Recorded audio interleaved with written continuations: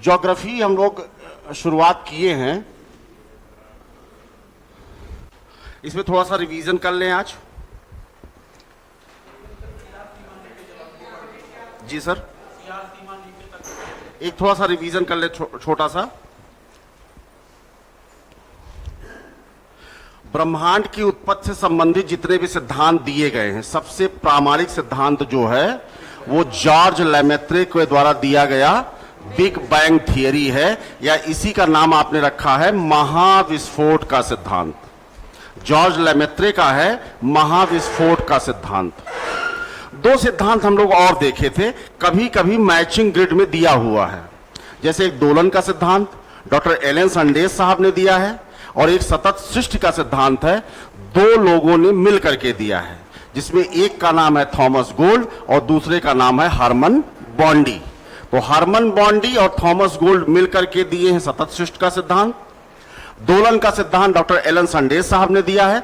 जो सबसे ज्यादा हमारी परीक्षा में पूछा जा रहा है वो जॉर्ज लेमेत्रे द्वारा दिया गया सिद्धांत है बिग बैंग थियरी, या इसी का नाम हम लोग रखे थे महाविस्फोट का सिद्धांत।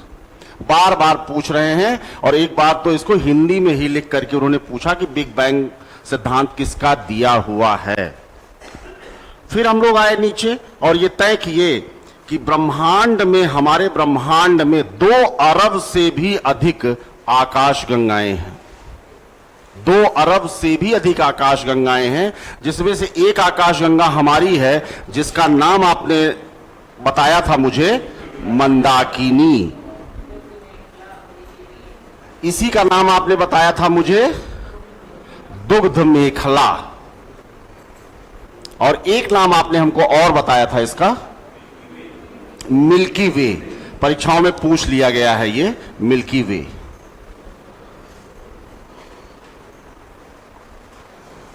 ये हमारी आकाशगंगा है, और हमारी आकाशगंगा के सबसे नजदीक की जो आकाशगंगा है उसका नाम आपने बताया था एंड्रोमेडा। एंड्रोमेडा, ये हमारी जो मंदाकिनी है उसके सबसे निकट की आकाशगंगा है ये। और हमारी मंदाकिनी में 2 अरब से भी अधिक तारे हैं, जिसमें एक तारा हमारा है सूर्य, और हमारे सूर्य के सबसे नजदीक का जो तारा है आपने मुझे बताया था प्रोक्सिमा सेंचुरी। और उसी समय यह तय हुआ था कि कुछ किताबों में सेंचुरी के बजाय सेंटारी लिखा है, तो आप बिल्कुल चिंता मत करिए, सेंचुरी ही से समझिएगा। प्रोक्सिमा सेंचुरी हमारे तारे, हमारा तारा, हमने अपने तारे का नाम रखा है सूर्य। ऐसे ही 2 अरब तारे हैं, तो हमने अपने तारे का नाम रखा है सूर्य, और सूर्य के सबसे नजदीक का तारा है प्रोक्सिमा सेंचुरी। अब अगली बात जो आपने मुझे बताई थी वो बताई थी तारा क्या है और ग्रह क्या, कैसे डिसाइड करेंगे। तो हम लोगों ने बातचीत में तय किया था कि ऐसे नाम है, जैसे ये है, इसका नाम हमने फैन रखा है, और इसका नाम हमने बल्ब रखा है।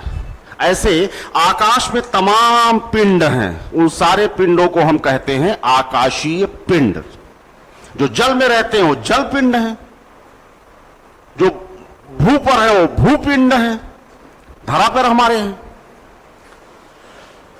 ऐसे आकाशीय पिंड जिनका अपना प्रकाश और ऊष्मा है वो तारे, और ऐसे आकाशीय पिंड जिनके पास अपनी प्रकाश और ऊष्मा नहीं है वो ग्रह। किसके ग्रह हैं? जिससे प्रकाश ऊष्मा प्राप्त कर रहे हैं। जैसे पृथ्वी ग्रह है किसकी? सूर्य की ग्रह है। ये जो 8 ग्रह हैं ये सब प्रकाश ऊष्मा प्राप्त कर रहे हैं सूर्य से, यानी वे आकाशीय पिंड जिनके पास अपना प्रकाश और ऊष्मा नहीं है, यानी जिस तारे से वो प्रकाश ऊष्मा प्राप्त कर रहे हैं उसी के वो ग्रह हैं, और इसको प्राप्त करने के लिए वो सतत उनका चक्कर लगाते रहते हैं। इसी चक्कर को कहते हैं परिक्रमा, या परिक्रमण गति, या परिक्रमा पथ, या परिक्रमण पथ।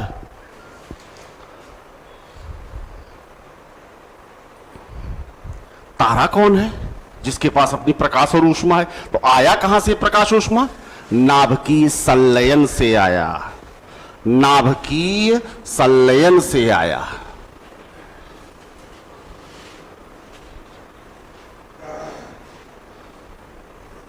नाभिकीय संलयन क्या है?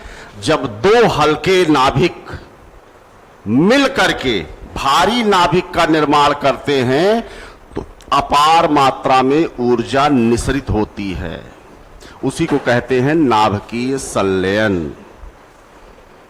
और जब भारी नाभिक टूटता है दो या दो से अधिक नाभिक में, उसे कहते हैं नाभिकीय विखंडन। जो परमाणु बिजली घर है या परमाणु बम है, ये नाभिकीय विखंडन के सिद्धांत पे काम करता है, जबकि हाइड्रोजन बम नाभिकीय संलयन के सिद्धांत पे काम करता है। और सूर्य में जो ऊष्मा और प्रकाश है, जितने भी तारे हैं उसमें प्रकाश और ऊष्मा है, सब नाभिकीय संलयन है। हाइड्रोजन के परमाणु मिलते हैं और हीलियम के नाभिक में तब्दील होते हैं। सवाल पूछा है और इसको लिखेंगे नहीं, आज ही अपने दिमाग में हम लोग सेट कर ले रहे हैं। अगर पूछेगा संसार में या विश्व में सर्वाधिक मात्रा में पाई जाने वाली गैस, तो हाइड्रोजन। वैसे तुरंत हमारे दिमाग में आता है नाइट्रोजन, बता दें। हां, हमारे वायुमंडल में सर्वाधिक मात्रा में पाई जाने वाली गैस जो है वो नाइट्रोजन है, 78%। बिल्कुल ठीक बात है। लेकिन साहब आपका वायुमंडल संसार थोड़ी है, विश्व नहीं है। विश्व मतलब होता है ब्रह्मांड। प्राय हम लोग मैप में लिख देते हैं विश्व मानचित्र। ना, विश्व मानचित्र नहीं है, वो वर्ल्ड मैप है। विश्व का मतलब है अखिलम विश्वम निखिलम विश्वम। तो ब्रह्मांड में सर्वाधिक मात्रा में या विश्व में पाई जाने वाली सर्वाधिक मात्रा की गैस हाइड्रोजन। हमारे वायुमंडल में सर्वाधिक मात्रा में पाई जाने वाली गैस नाइट्रोजन। इसको लिख दीजिए, नोट लगा के लिख दीजिए, या नोट लगा के लिख दीजिए।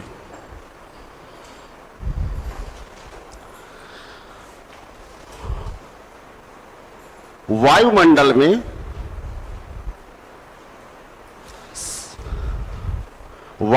में आपका जो एटमॉस्फेयर है, वायुमंडल में सर्वाधिक मात्रा में पाई जाने वाली गैस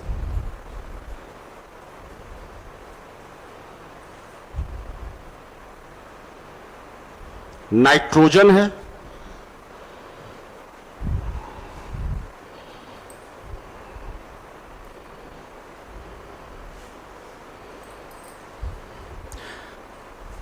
जबकि यदि प्रश्न में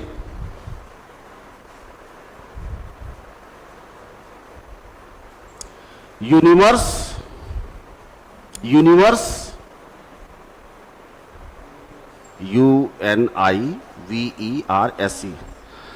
यूनिवर्स ऑब्लिक विश्व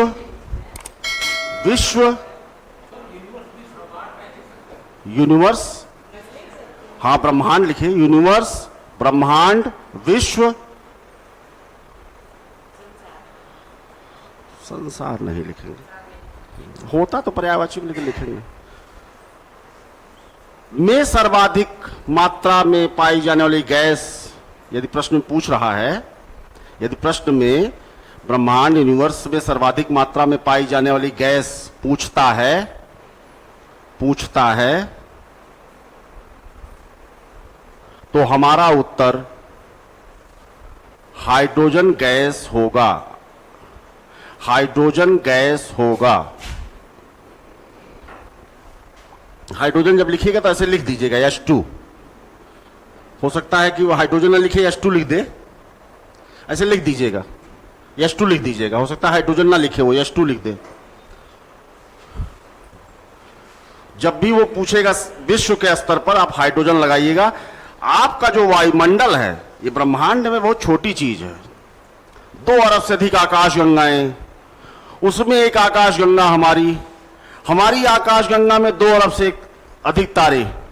हमारी जो आकाश गंगा है और ये बगल वाली जो आकाश गंगा है, मतलब बगल का मतलब जो हम लोगों के दिमाग में बगल है वो बगल नहीं है। ये हम लोगों को लगता है जैसे मऊआमा में होगा या बहुत होगा भाई, एमपी टाइप का होगा। ना ना ना ना, मतलब ये 10 की घात 37 से अधिक जाके बनता है।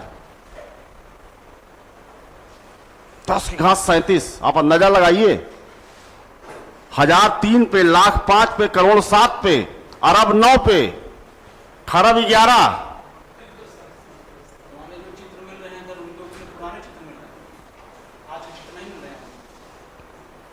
ये जो दिख रहे हैं आज के थोड़ी हैं, कब का प्रकाश चला है। बहुत सारे तारे आज मौजूद ही नहीं है वहां जो हम देख रहे हैं, उनका प्रकाश चला और हमारे तक पहुंचते पहुंचते वो हैं ही नहीं, लेकिन हमको दिख रहे हैं कि हैं।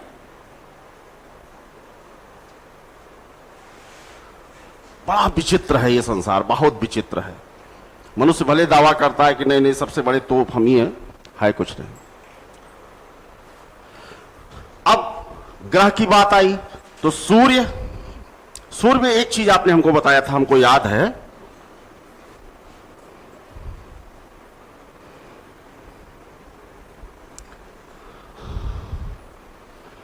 ये जो आउटर सेल है जो चमक रहा है, इसका नाम आपने हमको बताया था।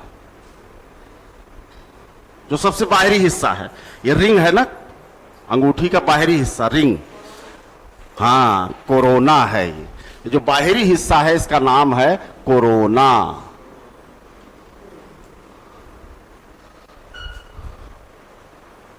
ये जो हम लोग का दौर था वो कोविड-19 था, हम लोग कोरोना बोल देते थे हैं, लेकिन वो कोविड-19 था। कोरोना समूह का एक वायरस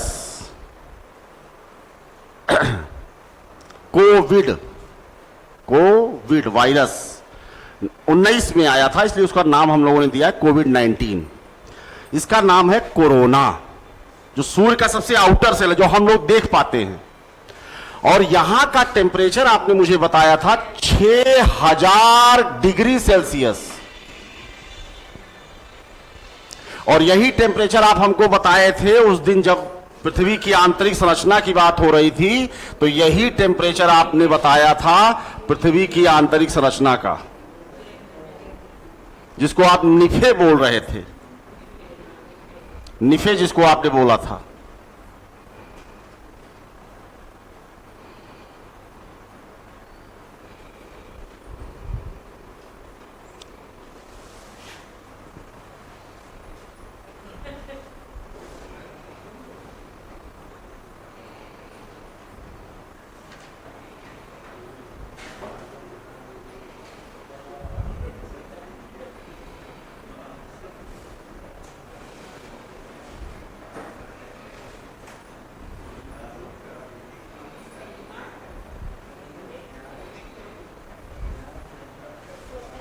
जो टेम्परेचर आपने सूर्य के आउटर सेल का बताया था, वही पृथ्वी के इनर सेल का बताया था, कोर का, 6000 डिग्री सेल्सियस। और इसी को हम लोगों ने मैग्मा कहा था। और यही जब बाहर आ जाएगा तो लावा हो जाएगा। पृथ्वी की सतह के जब तक अंदर है ये मैग्मा है, और जब यहां आया तो ये लावा हो गया। सूर्य का जो कोर है, सूर्य का जो केंद्र है, टेम्परेचर है 1.5 करोड़ डिग्री सेल्सियस से ज्यादा, 1.5 करोड़ डिग्री सेल्सियस से ज्यादा। लो अभी 7 जीरो लगाएं कम से कम, तब जाकर के बनेगा। और इस टेम्परेचर पर ठोस द्रव गैस की बात तो छोड़ ही दिया जाए, ये तो समझना ही मुश्किल है कि ठोस है कि द्रव है कि गैस है, ये तो सब ऊपर की चीज हो गई। ये प्लाज्मिक स्टेज, न्यूट्रिनो स्टेज का बात आ गई। जैसे हम लोग जिसको ठोस कह रहे हैं, द्रव कह रहे हैं, गैस कह रहे हैं, ये टेम्परेचर और प्रेशर के अकॉर्डिंग एक सामान्य बातचीत में हम लोग तय कर रहे हैं। जैसे सृजन उस दिन हम लोग तय किए थे, सब लोग कह रहे हैं ठीक है भाई चल रहा है। कोई चीज परमानेंट ठोस नहीं है, कोई चीज परमानेंट द्रव नहीं है, कोई चीज परमानेंट गैस नहीं है। एक सामान्य ताप और दाब पर चीजें ठोस हैं, द्रव हैं, गैस है। इसी का टेम्परेचर अभी आप बढ़ा दीजिए, आग में रख दीजिए, थोड़ी देर बाद ये गैस हो जाएगा। फ्रिज से निकाल लीजिए, अपने फ्रीजर से जो आपने आइस जमा के रखी, जो ठोस लग रही है, टेम्परेचर बढ़ा दीजिए, पानी हो गया। रख दीजिए अपने बैनर पे जो रखे हैं खौलने के लिए, थोड़ी देर में गैस हो जाएगा। तो पदार्थ की अवस्थाएं हैं, लेकिन जब ये सब अवस्थाएं 100 degree, 200 degree, 500 degree, 1000 degree, 2000 degree, लोहे की हैसियत 1400 डिग्री सेल्सियस की है। हम लोग बड़ी मेहनत से लगाते हैं कि नहीं नहीं एकदम मजबूत वाली सरिया लगा दें। अरे साहब, कितनी मजबूत सरिया आप लगाएंगे, उसकी हैसियत ही 1400 डिग्री सेल्सियस की है। और परमाणु बम जब दगेगा तो उसका मिनिमम टेम्परेचर 2500 डिग्री होगा। तो चाहे आप 6 सूत की लगाई, चाहे 1 सूत की लगाइए, गलना सबको है।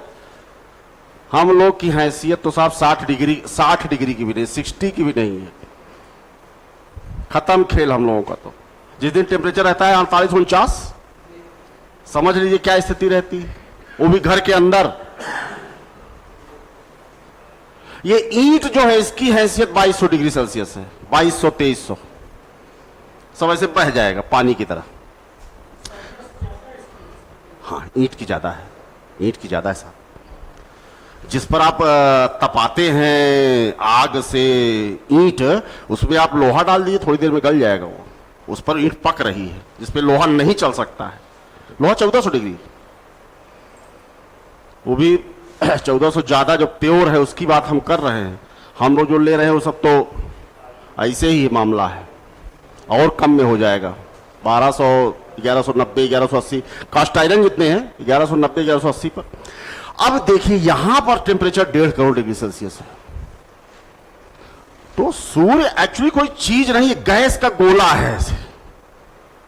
अगर कोई ऐसा आपके पास औजार हो जो आर पार हो सकता हो, टेम्परेचर सह सके, तो आप इधर से जाइए, उधर से निकल आइए, सूर्य रोकेगा नहीं आपको। अगर टेम्परेचर सहने की क्षमता हो 1.5 करोड़, तो आप आर पार करिए, रोकेगा नहीं। ऐसे है। एक बात तो क्लियर है, 6000 यहां और 6000 अंदर, यानी किसी जमाने में ऐसा था कि यह पृथ्वी भी आपकी इसी का हिस्सा थी, टूट गई। चूंकि सूर्य से 13 लाख गुना छोटी है, मतलब पृथ्वी की तुलना में सूर्य आपका 13 लाख गुना बड़ा है, और दूरी 15 करोड़ किलोमीटर की है, लगभग में 15 करोड़ किलोमीटर। तो इसके हाइड्रोजन जल्दी खत्म हो गए, हीलियम में बदल गए, धीरे धीरे धीरे धीरे ठंडी होने लगी।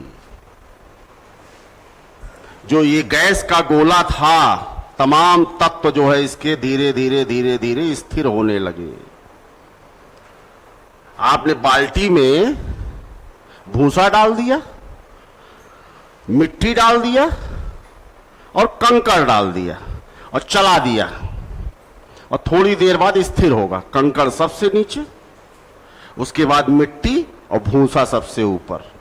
वैसे ही जब पृथ्वी स्थिर हो रही है, धीरे धीरे धीरे ऊपर का भाग इसका तो ठंडा हो रहा है, तो सबसे हल्के तत्व ऊपर आ गए, जिसको आपने नाम दिया था सियाल का, सिलिका और एल्युमिनियम, बालू और एल्युमिनियम। बीच में आपके आया सिलिका और मैग्नीशियम, और सबसे अंदर जो सबसे भारी वाले थे कंकड़ जो आपने डाले थे, निकिल और फेरस यानी निफे। यही तो आप तय किए थे उस दिन, ये अंदर बैठे हुए हैं। लेकिन साहब निकिल फेरस, यहां टेम्परेचर 6000 डिग्री सेल्सियस है, सब गड्ढ मड्ढ है, सब गड्ढ मड्ढ है, सब पिघले हुए, सब दूसरे में मिले हुए हैं। इसलिए आपको ये फेरस जो लोहा भी बनेगा, इसको आप जब ये बाहर आता है ज्वालामुखी उद्गार में और ये लावा के जम जाता है, पठार में जम जाता है, तो आप खोदते हैं, इसमें जो और चीजें रहती हैं उसकी मेटलर्जी करते हैं, छाननी लगाते हैं, यानी धातु कर्म करते हैं, सब चीज अलग करके लोहा लोहा लोहा लोहा ले लेकर के फिर आप लोहा बना देते हैं। तो सबसे अंदर अगर सवाल एक पूछा था हमसे कि पृथ्वी के अंदर हम जैसे जैसे अंदर की ओर जाएंगे घनत्व तो घटेगा कि बढ़ेगा? बढ़ेगा, बढ़ेगा। सबसे ऊपर सबसे कम घनत्व भूसे का सबसे कम रहेगा, फिर भूसे के नीचे आप गए मिट्टी वाले में ज्यादा, और फिर आप गए लोहे वाले में, कंकड़ वाले में। ऐसे ही आपने एक चीज हमको और बताया था उस दिन कि जैसे जैसे आप पृथ्वी के अंदर घुसेंगे टेम्परेचर बढ़ता जाएगा। मतलब यहां से यहां के बीच में जो फासला है टेम्परेचर का वो 6000 डिग्री सेल्सियस का है। यहां देख ही रहे हैं कितना टेम्परेचर है धरातल पर, 10 डिग्री 12 डिग्री, पृथ्वी ऐसे ही 15 डिग्री। भाई धूप में है तो ठीक है, चलिए 30 डिग्री 35 डिग्री 40 डिग्री 45 डिग्री तक हो गया। लेकिन जैसे धीरे धीरे अंदर आप जाएंगे, हर 132 मीटर पर, अभी लिखवा रहे हैं मतलब लिखवा रहे हैं, हाँ, हर 132 मीटर अंदर की ओर, सवाल पूछा है, हर 132 मीटर अंदर की ओर जाने पर टेम्परेचर 1 डिग्री सेल्सियस इंक्रीज करेगा। और जब आप पृथ्वी की सतह से वायुमंडल की ओर जाते हैं तो टेम्परेचर घटेगा। हर 165 डिग्री सेल्सियस 165 मीटर पर 1 डिग्री सेल्सियस गिरेगा। सवाल पूछा है ये। सतह से वायुमंडल ऊपर की ओर जाएंगे टेम्परेचर गिरेगा, सतह से पृथ्वी के केंद्र की ओर जाएंगे टेम्परेचर बढ़ेगा, सतह से ऊपर की ओर जाएंगे घनत्व तो घटेगा, सतह से अंदर की ओर जाएंगे घनत्व तो बढ़ेगा, सतह से ऊपर की ओर जाएंगे दाब घटेगा, सतह से अंदर की ओर आएंगे दाब बढ़ेगा। प्रेशर जब वायुमंडल में ऊंचाई पे जाते हैं तो प्रेशर घट जाता है। इसीलिए जो बुजुर्ग लोग होते हैं उनको हवाई यात्रा के लिए मना किया जाता है या पहाड़ पर चढ़ने के लिए मना किया जाता है। क्यों? वायु वहां कम हो जाएगी